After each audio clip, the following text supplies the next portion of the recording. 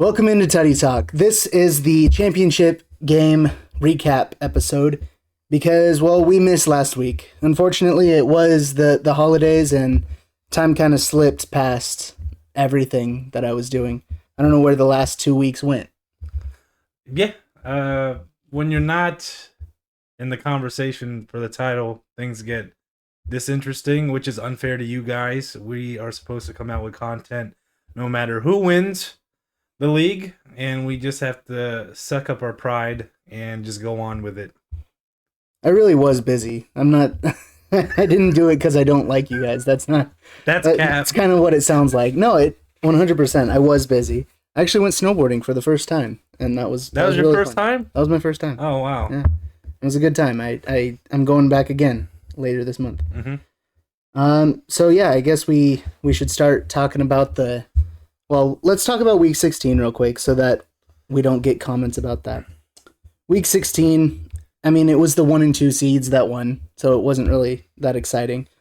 The 5 and 6 seeds did upset both of their matchups, so good on them, but neither one could really make it past that. Mm-hmm. Let's see. Sammy and Zach got just mollywopped by Tutani, 134-73, which was expected. Yep. And then Eric, he got edged out by Nate, 129-122. Gus Edwards, predictably could not perform against the San Francisco 49ers, and that was that for Eric's championship hopes. Yep. And that was the game that TJ Hawkinson went out on IR. So I think that's obviously why you lost, spoilers, Nate, in the championship.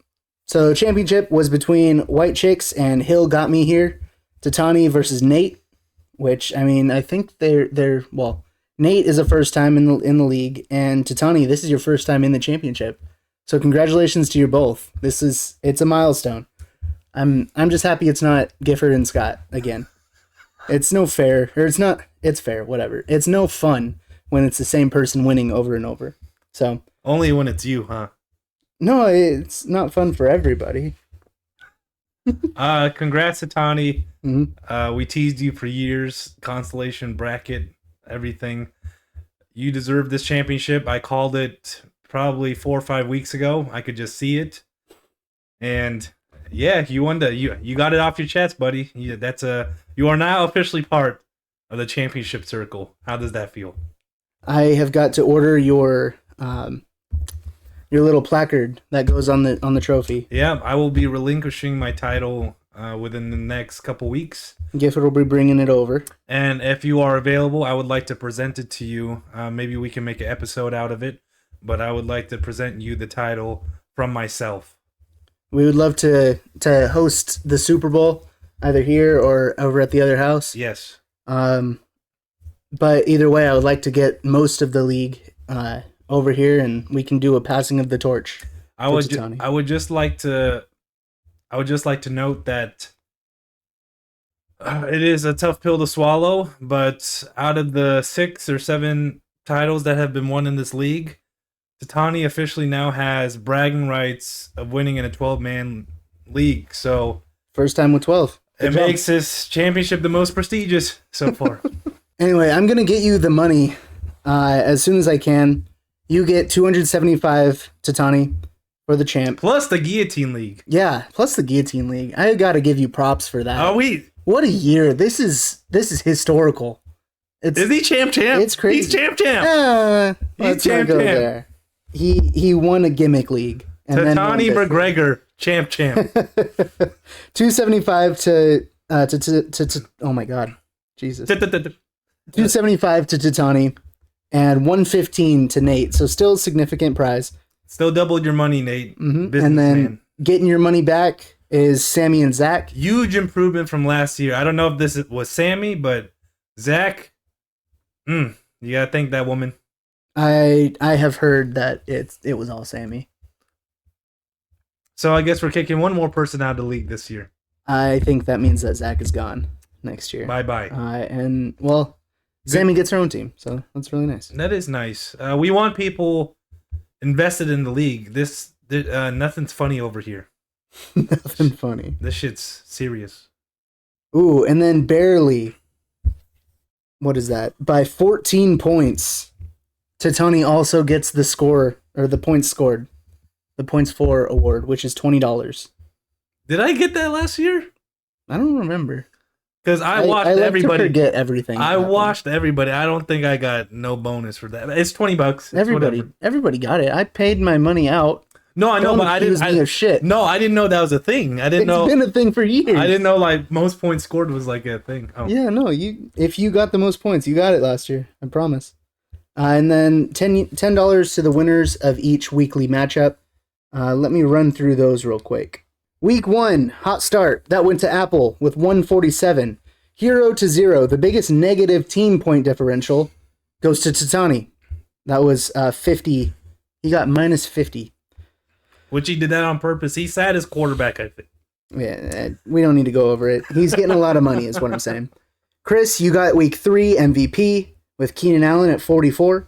The bench warmer, the team with the highest scoring bench player, was Sammy and Zach with Justin Fields with 37 points on the bench.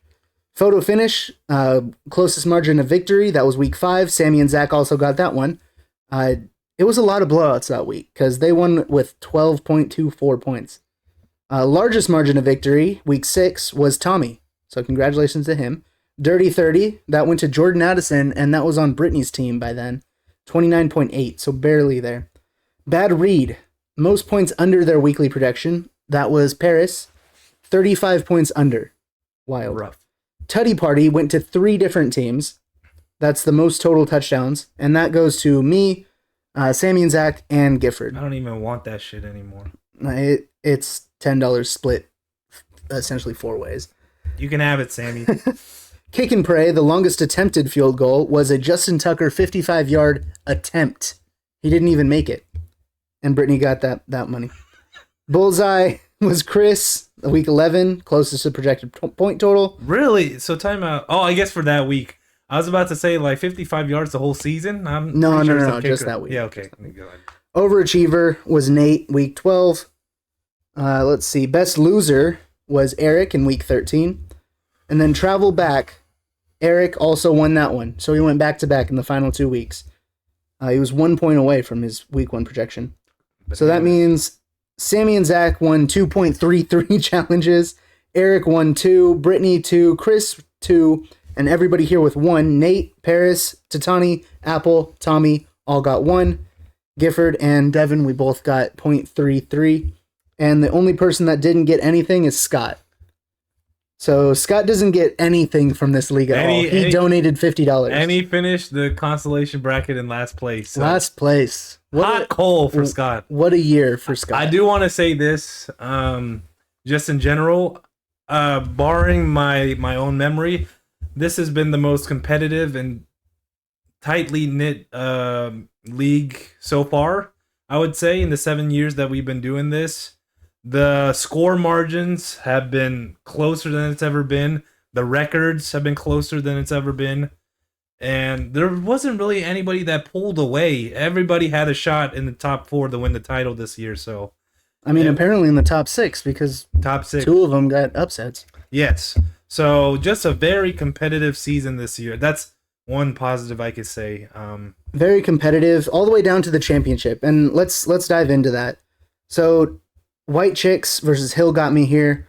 Obviously, we know Tatani won by 11 points. Like it's been all season. Dak and CD just performed. Fucking continued to just... And we'll go over how this team was formed. Because, I mean, it did take work from around the league. But Tatani did a decent job with his own team. I can't think of a more dominant stack that someone has had in recent memory than Dak and CD. Yeah, Dak Prescott, CeeDee Lamb was an excellent stack. And to think you might not have even had Dak if it weren't for some crazy trades that we'll get into after breaking this matchup down. Okay. So Dak versus Josh Allen. Obviously, Dak got the better of that one. Tyreek really slowed down after that ankle injury. Yes. It's kind of sad to see. I really wanted him to get that 2K. This would have been the week for him to pop off anyways, losing 56-19.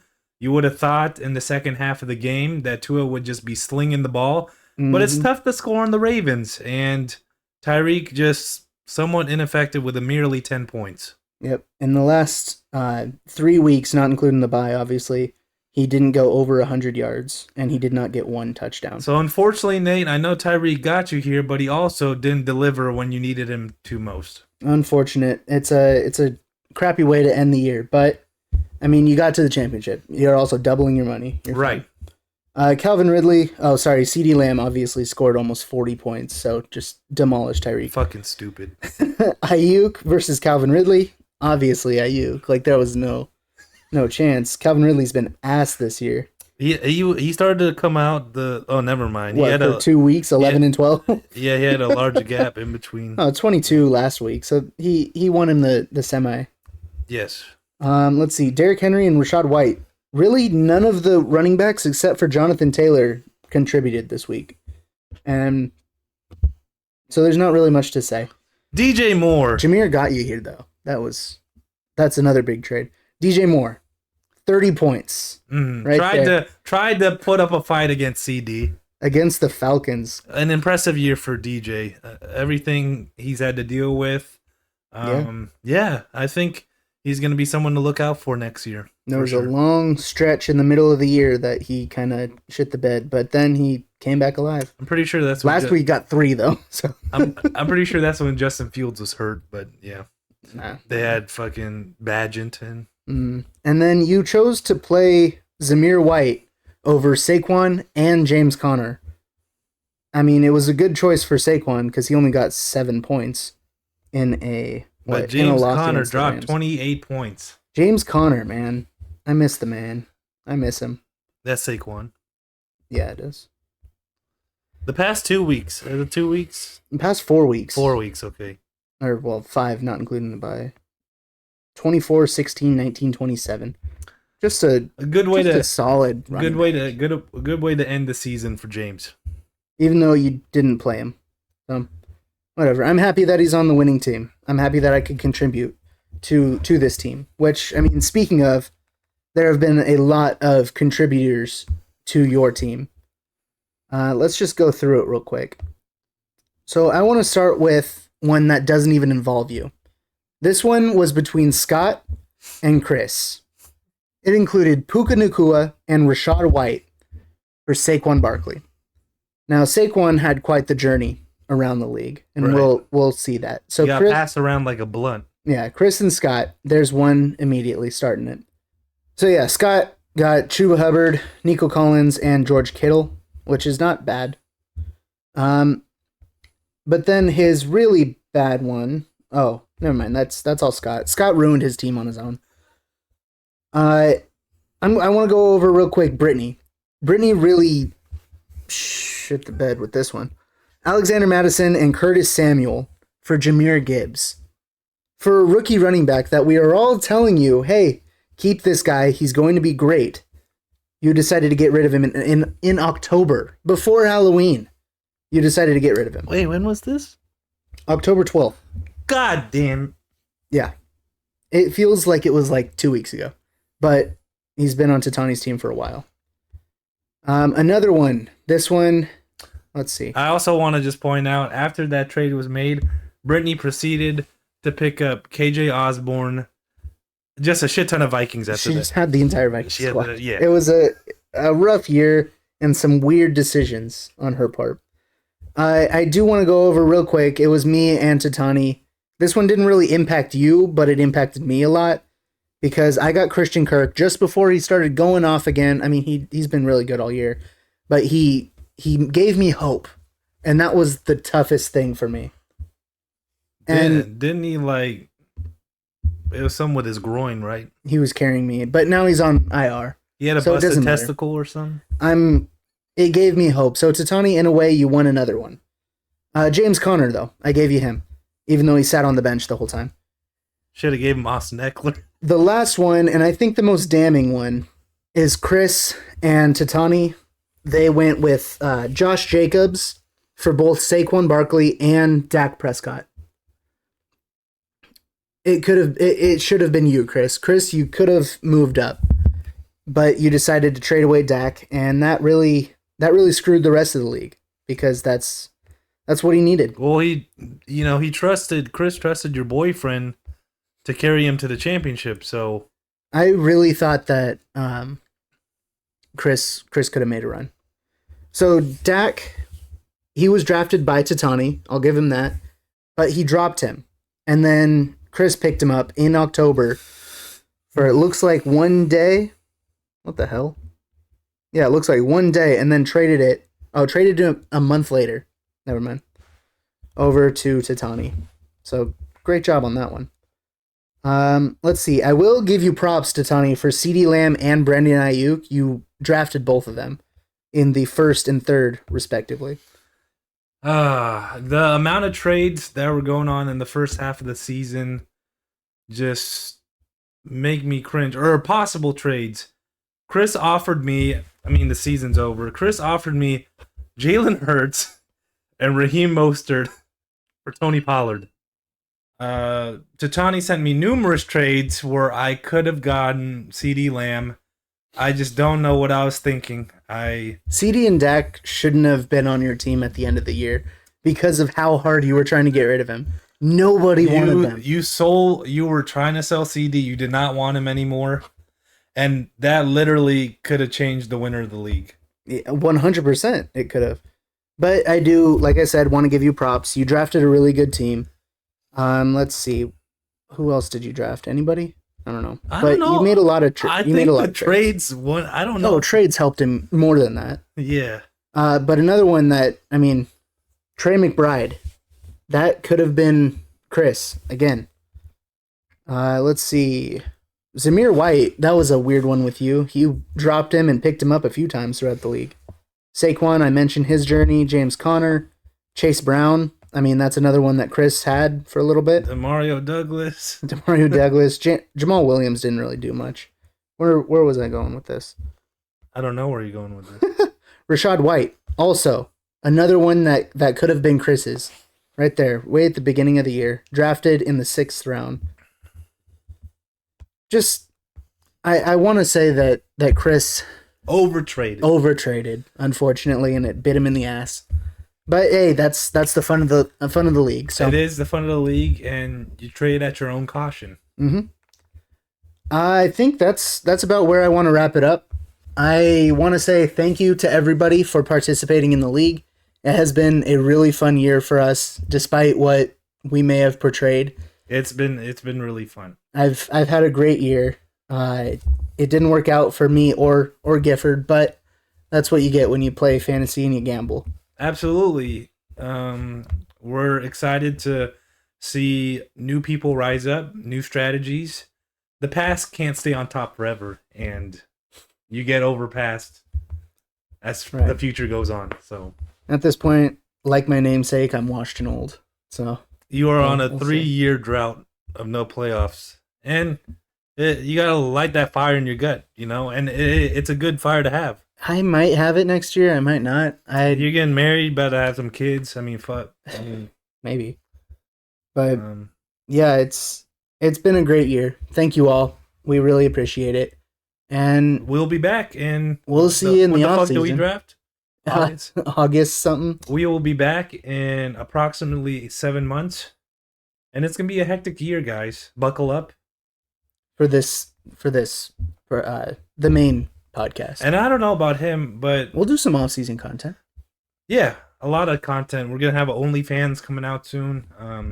Some of that content going on. Check the link tree. But I just want to let you know, I don't know about him. I'm not gonna forget this.